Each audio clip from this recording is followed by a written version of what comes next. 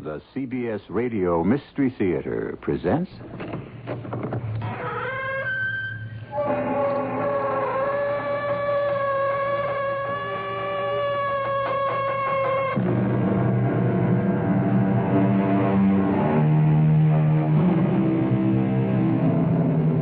Come in. Welcome. I'm E.G. Marshall. Even when we are quite alone, how often do we think, with pleasure or pain, of what others may think of us, of their approbation or disapprobation? Those are the words of the great naturalist, Charles Robert Darwin. It is humbling, it may even be humiliating, to recognize how dependent we are upon the smiles and frowns of other people, and how agonizing it must be when we are separated from them, unable to read their expressions, when we are quite alone. I'm all by myself. I'm alone. There's nobody here. Nobody in this room, nobody in this place. Nobody in this world but me. Am I here? Am I somebody? Who am I? Who'll tell me who I am?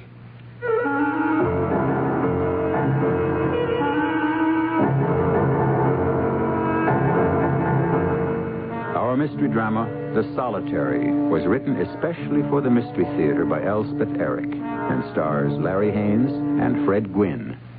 It is sponsored in part by Buick Motor Division and Contact, the 12-hour cold capsule. I'll be back shortly with Act One.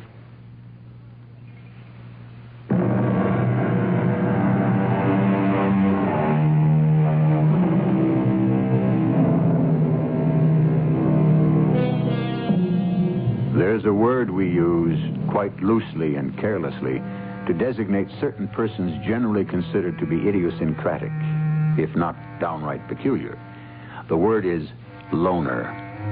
It's of some passing interest, I think, to note here that the dictionary contains no such word. That marvelous book lists and describes, however, the hermit and the recluse, and the one who gives our play its title, The Solitary. Oh, it's cold. Cold, cold. No moon, no stars. All dark. It's dark. What's that? A branch broke? A tree fell? What? Come on, Dorothy. That's it, Dorothy. Give me a hand. Oh, a snake. Watch out for the snake, Dorothy. Hey, the snake's gone up the tree. The snake is gone. It's gone up the tree. Here, Dorothy.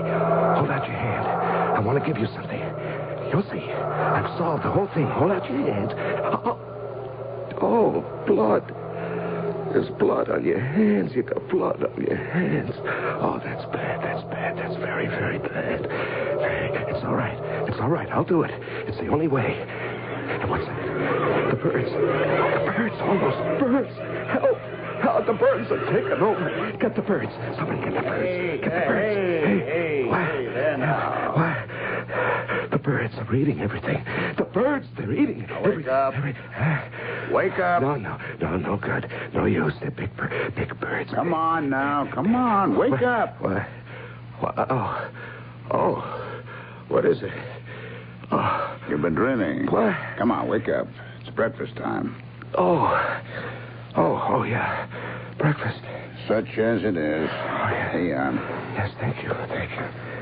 Oh, that was a dilly, that one. The dream? Yeah. I was walking through this kind of a forest with this girl, and it was dark. There was no moon or anything, and we were lost or something, and I forget. But it was cold and it was dark. I remember that much. It was just like in here. Oh, it's pretty dark in there, all right. Go ahead, eat up. There was a snake. It went up a tree. Do snakes do that? Go up trees? Some of them do, I think. Yeah, well, this one did. And then, it's funny. I think I remember, and then I can't. Well, don't think about it. Eat your breakfast. Don't think about it. Yeah, okay. Oh, crumbs. Yeah, breadcrumbs. I had some breadcrumbs in my pocket, and I gave some to, I wanted to give some to her, but her hands were all bloody. They were full of blood, covered with blood. All right, take it easy. Take it easy. Eat your breakfast. Yeah, I took the breadcrumbs, and I started throwing them on the ground, and then, oh, God, yes, and the birds came and started eating the crumbs. Thousands of birds, millions of them, all over, dashing themselves down on the ground and eating up the crumbs. And I knew it was hopeless. Well, what was? Oh, everything, absolutely everything. Eat your breakfast, huh? Hey, what does it mean? It was a dream. Does it have to mean something? Well, they say dreams do. Dreams have meanings if you can figure out what they are. Yours sounds to me like that old fairy tale. What was it? Hansel and Gretel or something? One of those, you know. The two kids who were lost, and they threw crumbs on the ground so their parents could trace them. You know, they were leaving a trail, but the birds came and ate up the crumbs. Oh, is that what happened? You remember that story? Yeah, I guess I do, yeah. Yeah, I guess I do. It's been a long time. Feel better now? Yeah, I do. I really do. Thanks a lot. So, go on, eat up. Yeah, I really appreciate it, Don. All right, then eat. I will. What's the weather like outside? It's nice. Very nice. Sun shining? Yeah, shining like crazy. Is it hot? Yeah, but there's a little breeze. It's very nice. I walked all the way up the hill. Oh, you did? That must have been nice. Yeah, it was. Come on, eat up. Huh? Okay. Hey, how are the Reds doing? They've got a good chance. Oh, I've always been crazy about the Reds. Yeah, I know. Well, I grew up in Cincinnati. Yeah, I know. It's a great little town. Oh, you know Cincinnati, Don? I didn't know you knew Cincinnati. I was there a couple of times. Well, not really there. Across the river, a place called Fort Thomas. Oh, you finished? Give me the plate and the cup. Huh? Yeah. You know, I think maybe tomorrow I can sneak you up some oatmeal. Would you like that? With milk and sugar? Yeah, I like oatmeal. Then maybe you won't dream about breadcrumbs, huh? Yeah. Okay, I'll see what I can do without getting caught. No, don't get caught. Hey, Don. Yeah? Don, how many days I've been in here? 17. 17. 13 more to go.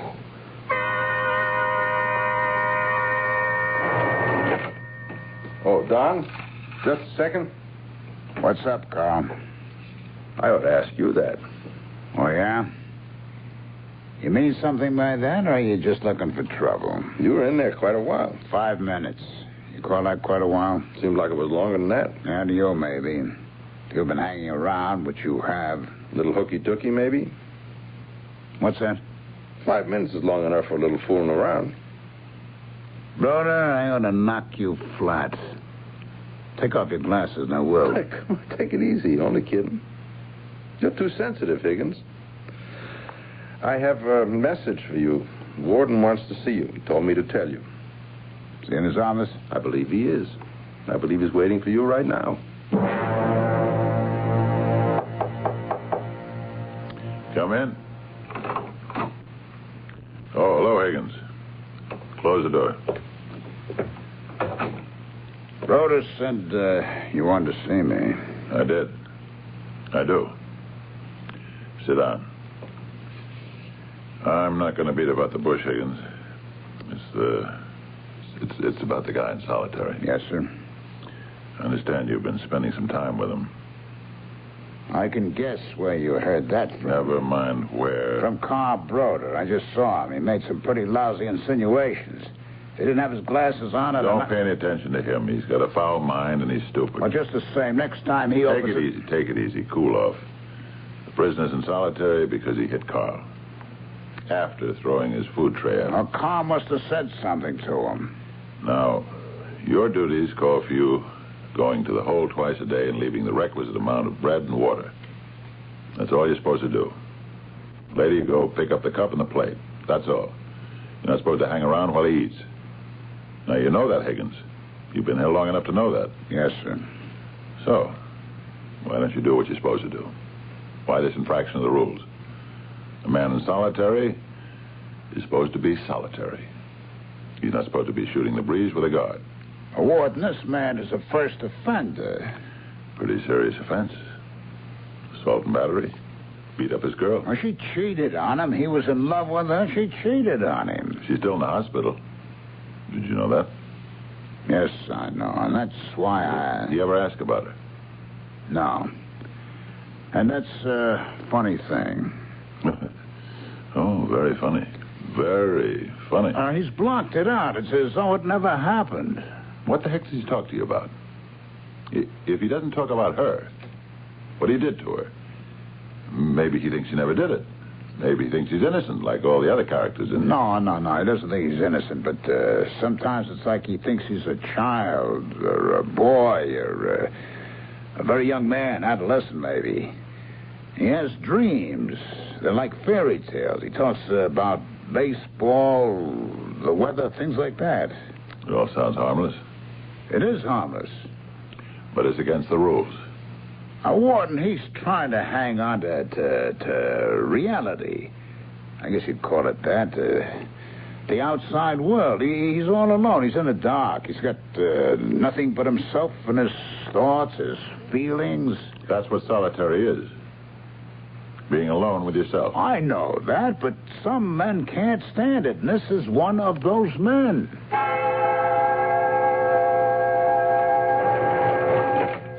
Don? Yep. Here's your ration. Is it still nice out? It's all right. Sun still shining? Yep. Hey, quite a spell of good weather we're having, huh? Hey, where are you going? Are you leaving? What's the matter? What did I do? Did I say something? Did I do something? I can't hang around. Well, why not? Did I do something? You don't like me. Is that it? I did something wrong. Is that it? Well, whatever it is, I'm sorry. I never meant to do anything. I didn't mean it. No matter what it was, I didn't mean it, and I'm sorry. Take it easy. You didn't do I anything. Are you sure I didn't? Will you quiet down? Yeah, I will. You see, I'm all quiet. I'm quiet now. All right, that's better. You know, the trouble with me, I can't sleep. I mean, I sleep about, I don't know, 5 or 10 minutes at a time. Sometimes 2, I can't tell. And I dream, and then when I wake up... Hey, Don, you're not leaving, are you? I got to. Aren't you going to light a cigar, smoke a cigar? I can't. But you have before. You said it relaxes you. I know it relaxes me. Just smoke one cigar, huh, Don? Just part of a cigar. Will you, please? Well, I'd like to watch it burn. Huh? Okay.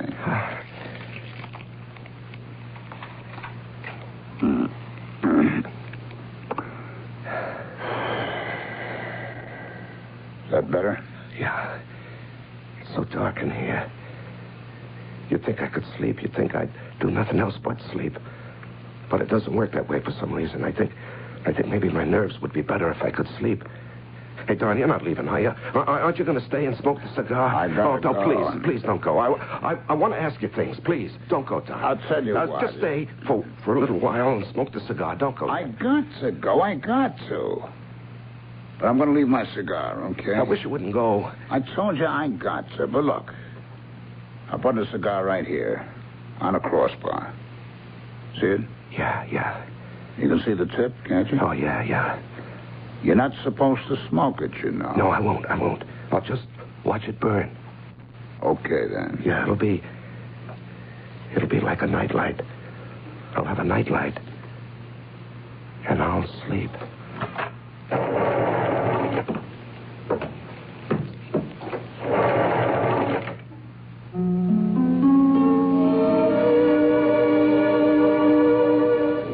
The terrors of being alone start very early in life. Consider the tiny infant when the mother has bent over the crib and kissed her darling. When she has walked that huge, commanding, and protective figure to the door, opened it, passed through it, and closed it. The helpless being in the crib has no sure way of knowing that she will ever return. I'll continue with Act 2 shortly.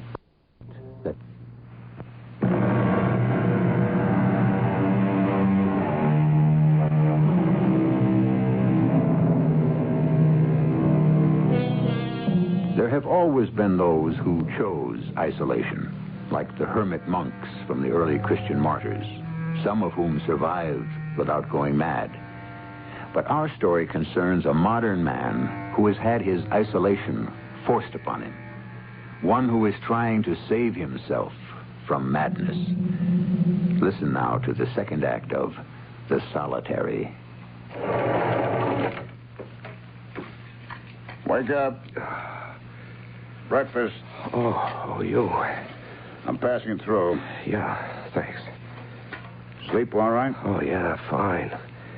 Hey, what's it like out, the weather? Sun shining? Yep. Oh, it's been nice lately, the weather. Hey, you're not going. Got to. No, I wanted to ask you about the Reds. How they doing?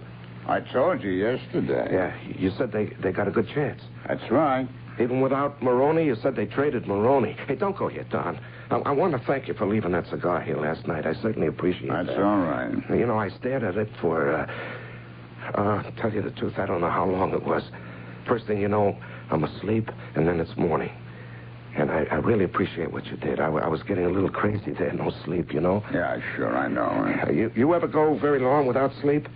Not for long, no. Of course, they say eventually you do go to sleep. I mean, nature takes over, and you just go to sleep. We don't need as much sleep as we think we do anyway. That's what they say. How much sleep do you need, Don? Oh, about 8 hours does for me. Yeah, 8's about right for most people. Yeah, well, hey, look, you're all strung out, man. Why don't you try taking it easy? No, I'm not strung out. I'm okay. What makes you say I'm strung out? Well, you're all right. Certainly I'm all right. Good night's sleep, certainly. I'm all right. Only, do you have to leave, Don? Can't you stick around? I really can't. Oh, Don, one more thing. Just one more thing before you go, okay? Oh, what's that? You think I got any mail? Mail? Mm-hmm. You don't get any mail in solitary. Oh, I know that. Certainly, I know that. Only, I thought if there was some for me up in the office or wherever they keep it... Well, what good does that do you? Just to know that it's there. I'd like to know it's there. After all, I'm going to get out of here sometime. It would be something to look forward to. Know what I mean? Well, who would you think you might be hearing from? My mother? I'll tell you what. I'll try to find out for you. Yeah, would you, Don? Oh, man, I'd appreciate that. I really would. I would certainly appreciate that. Don't mention it. And, Don... Yeah? You're not mad at me, are you?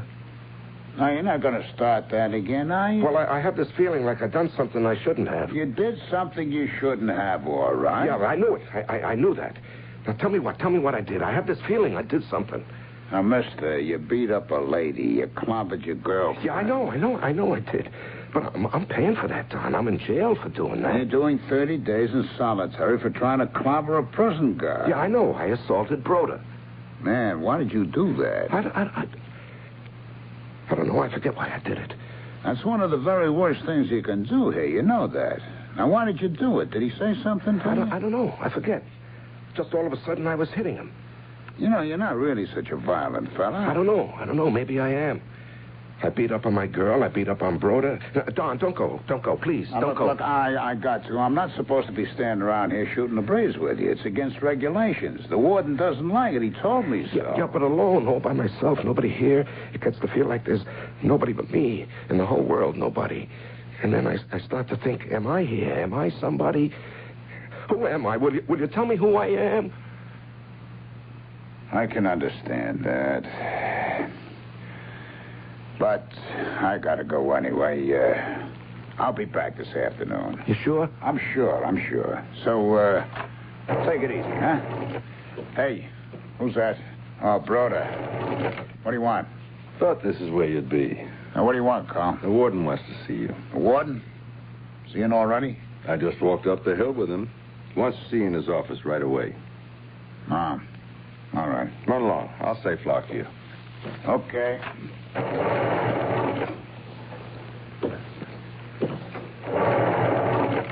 How you doing in there? I'm doing all right.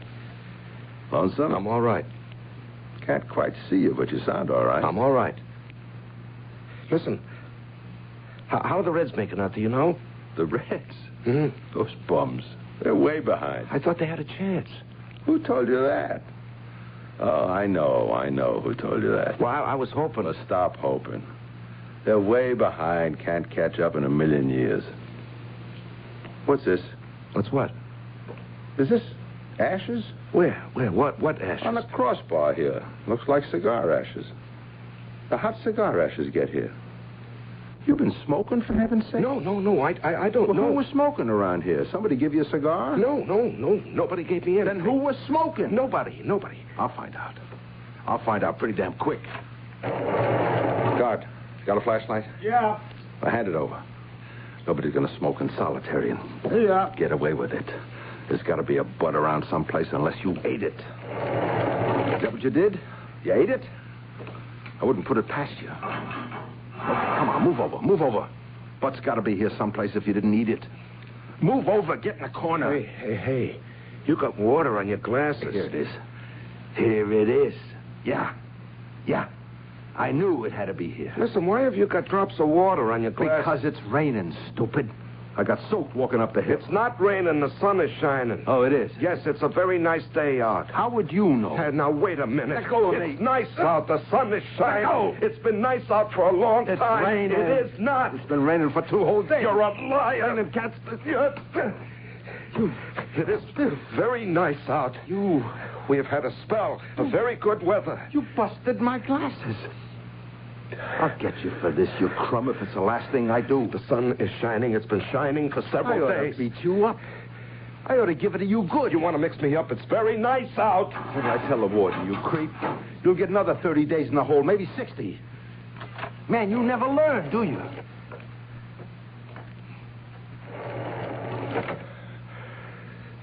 It's very nice. It's not really raining.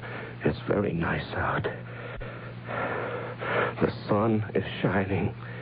It's not raining. It's against the rules, Don. What more can I tell you? I know, Warden. I don't know how it happened. It was just that he seemed so darned, I don't know, helpless, like a kid, sort of. He's only 22. It's his first time in a clank. Makes no difference.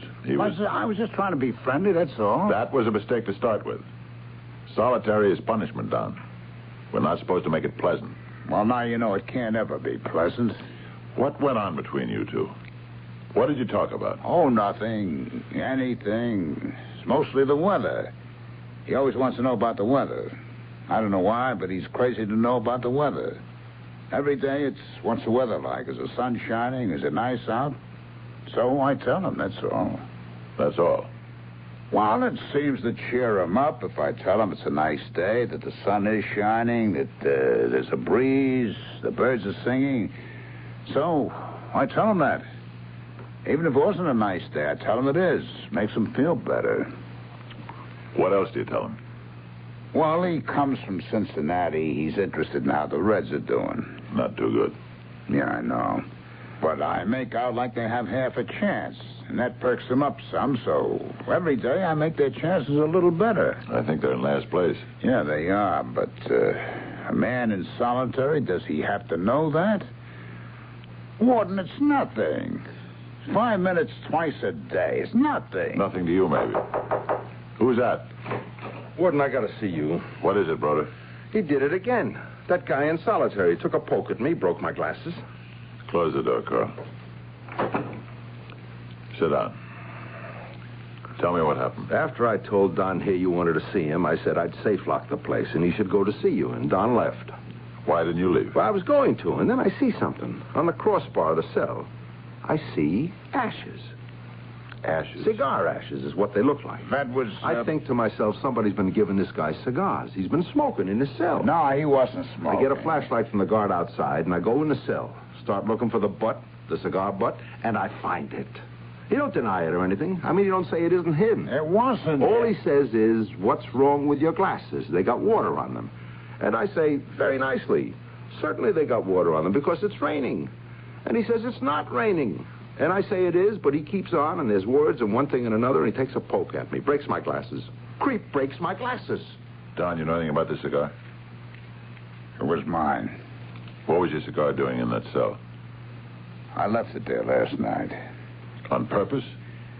The man couldn't sleep. He said it'd be kind of like a nightlight. Nightlight?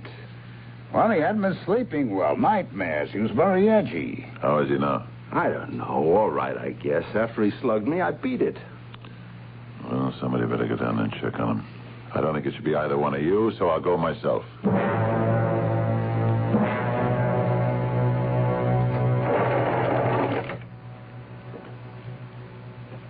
You all right in there?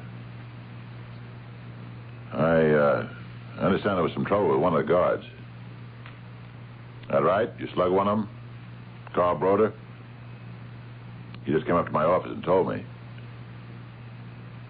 I'd like to hear your side of the story if you care to tell it to me. Don Higgins left a cigar on the crossbar last night. He's admitted he did it. To help you sleep, he says. Now, of course, he shouldn't have done that. When Mr. Broder found the ashes, he should have reported it. He shouldn't have gone barging into your cell like he did. That was wrong. But he was just looking for the cigar butt, that's all. You had no call to hit him. You broke his glasses, you know. You shouldn't have done that. It's the thing that got you where you are in the first place. You know that. Answer me. I know that. Well, then. What have you got to say for yourself? Anything? Warden, have I got any mail? Mail? You want to know if you have any mail? A letter, maybe? From my mother?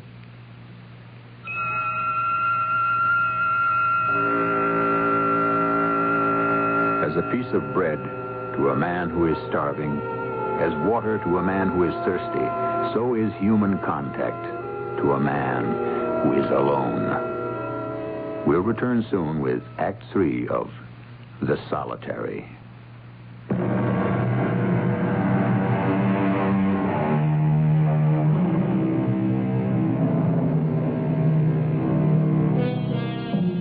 A man is stripped of his liberty. His movements are limited. His food is prescribed. His sleep is controlled. His work is assigned. His communications are censored. What more can be done to him? One more thing. He can be deprived of human contact. And that is the final insult that turns him in upon himself. What are you doing in there? Nothing? I can hear you moving around. Look, are you listening to me? Are you? Yeah. I think you're the warden.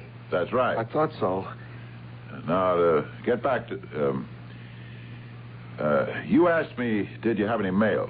If you had a letter from your mother. Didn't you ask me that? Yeah, I believe I did.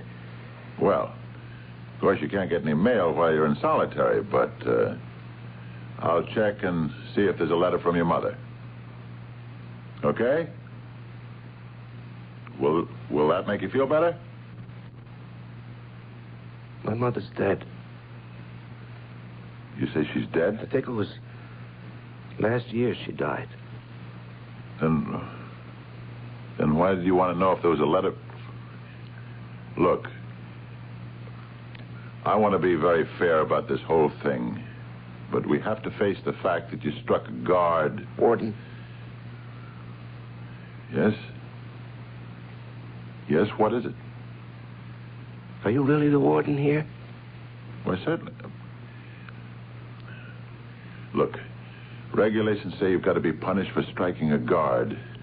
You did it once and you were punished, and now you've done it again. Do you know why you hit Broder the second time? Do you? I really don't. I'm telling you, you'd better come up with some kind of a reason, because if you don't, I've got to give you 30 more days in the hole, and I don't really want to do that. You hear me? Give me one good reason for hitting Broder, and I'll try to go easy on you. Yeah. Come on. Think back. What happened? It wasn't Broder's fault. Come on now. You don't start a fight with a guard just for the hell of it. You're not a violent man by nature. Anyways, you don't appear to be. Of course, I could be wrong, but I don't think you are. Look, I'm asking you to please stop walking around and talk to me.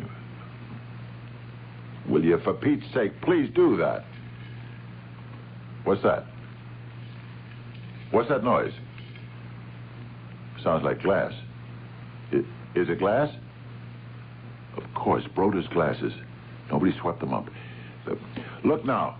I'm going to send for a broom and a dustpan, and I'm going to clean up all the glass in your cell. You there. Fetch me a broom and a dustpan on the double. And a flashlight, too. Right. You trying to get this place in an uproar? You trying to get me mad or something? Well, you're not going to succeed, Buster. Oh, thanks. Right, Warden. Now stop all that walking around and go stand in the corner, okay? Just stand right there while I sweep up this glass. No. I got a better idea. Here, you sweep it up. Come on. I'll hold the flashlight. Come on. Take the broom. Take it in your right hand. Good. Now, start sweeping the glass. You're going to start sweeping now. Start. That's pretty good. I think you got it all. Now, you're going to hold the broom with just your right hand. And your left hand is going to take hold of the dustpan. And you're going to put the dustpan on the floor next to the little bits of glass. That's it. And you're going to sweep the glass into the dustpan. That's it. That's good. That's very good. Now I'm going to get rid of this glass outside. And you just try and take it easy. Okay? Okay? Everything's going to be all right. Take my word for it. You just relax. Everything will be fine.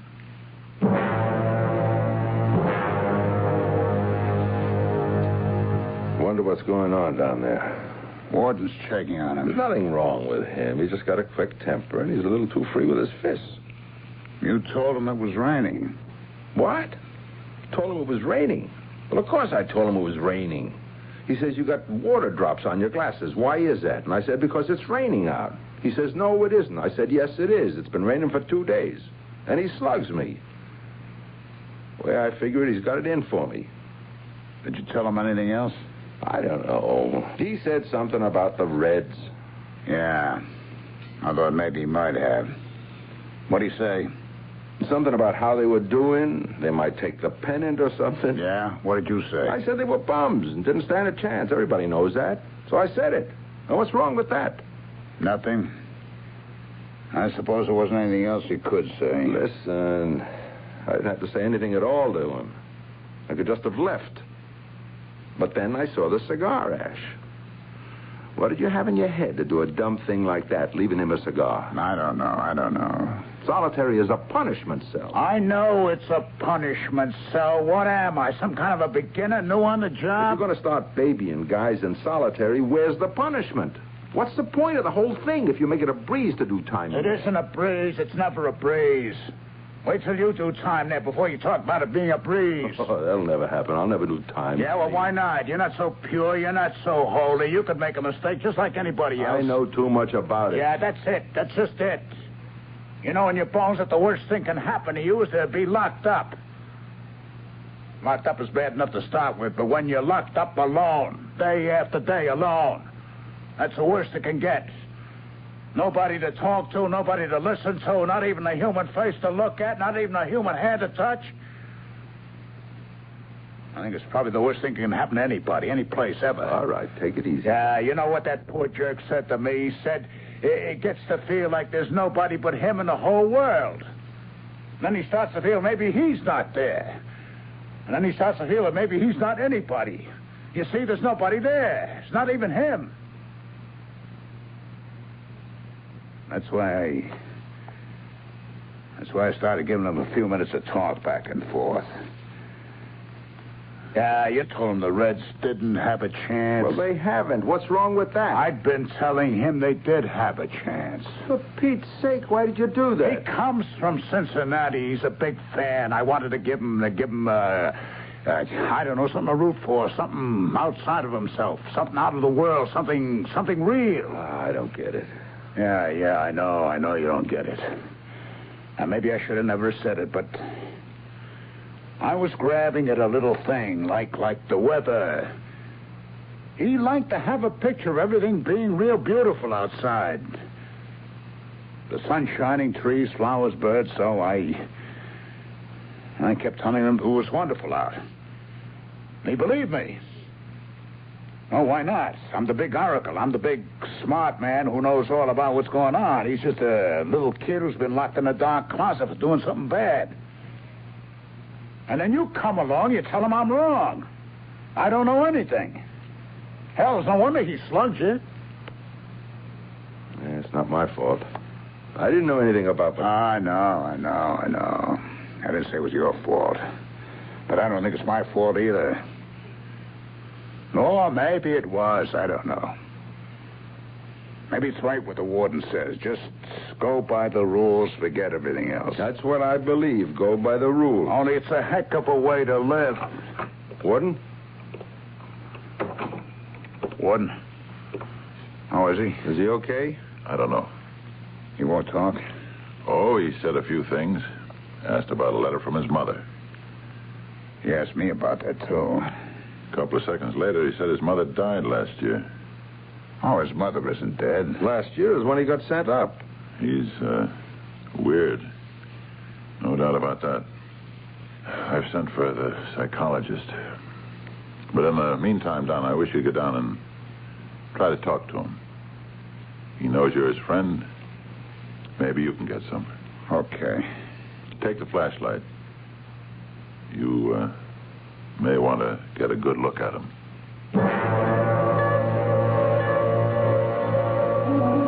It's Don. Don Higgins. You all right? I understand the warden was here to see you. He was worried about you.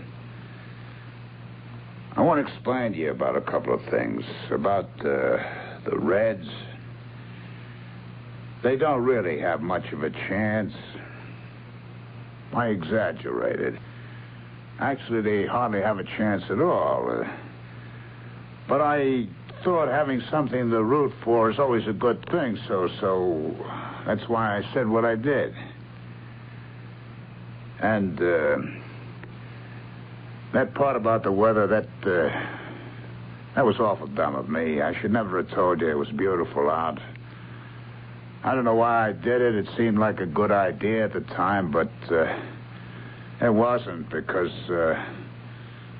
Carl Broder didn't know. And, of course, when he said no, it was raining. Well, of course, then you didn't know who to believe, huh? Isn't that so? Isn't that the way it happened? Come on, talk to me. Look, I'm coming in there. Come on. Don't be like that. Talk. Holy mother. Hey, what's the idea? What did you do? It was a piece of glass, a skinny piece of glass. I don't know how he got it into his vein. Artery. Left carotid artery. Connects with the aorta, the doctor says. Part of Carl's glasses, huh? My fault. I should have swept up that glass myself. Is he going to pull through? The doctor thinks he will. He got to him pretty soon after he dug the glass into his throat. Well, maybe he did it when I was talking to him. Huh. That's a pretty thought. You were doing your best. Oh, we were all doing our best. Oh, I didn't tell you. There's a letter from his mother. I checked. That's good. Of course, I can't give it to him yet, but there's nothing says I can't tell him it's there. No, I don't think there's any rule about telling him. I hope there isn't. Oh, here comes Broder. Oh, yeah. I just thought I'd stop by, see how he is. He's doing pretty good. You gonna pull through? The doctor thinks so. They told me in your office, Warden, that the girl he roughed up is gonna be all right. Yeah. The hospital called. So he won't get hauled up on a murder charge. Well, that's something. The way things stand right now, he can apply for parole in about 6 months. After what he did? Throwing his food tray on the floor, slugging me, not once, twice? You think anybody's going to grant him parole after that? Probably not. I should hope not.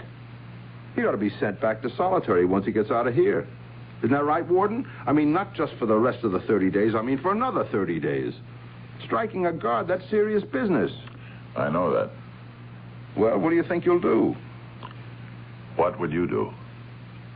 Me? Don? What would you do? It's not up to me. No, it's up to me. Goes with the job.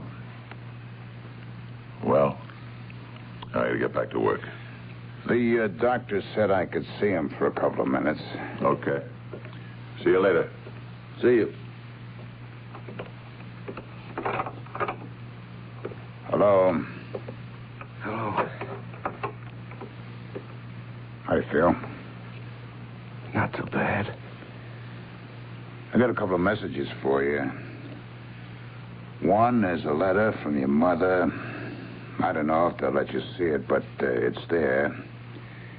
And two, that girl got out of the hospital. You mean that? I got it straight from the warden. I'm glad you're feeling better. I gotta get back to work. Don, Yeah. how the Reds doing? Why, they won a game yesterday. Yeah, they actually won a game. You think they got a chance? I think everybody's got a chance. As long as we keep on breathing, everybody's got a chance. Yeah. Yeah, that's what I think, too. We all got a chance.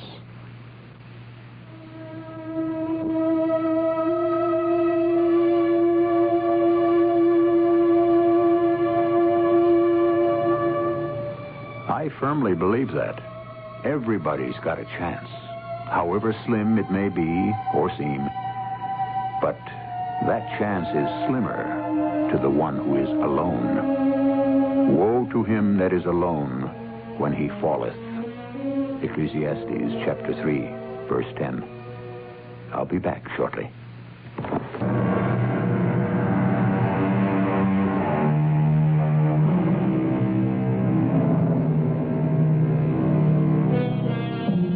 Alone, that worn-out word, so idly spoken and so coldly heard. Yet all that poets sing and grief hath known of hopes laid waste dwells in that word, alone. Edward Bulwer Lytton, born 1803, died 1873. Our cast included Larry Haines, Ralph Bell, Fred Gwynne, and Nat Polen.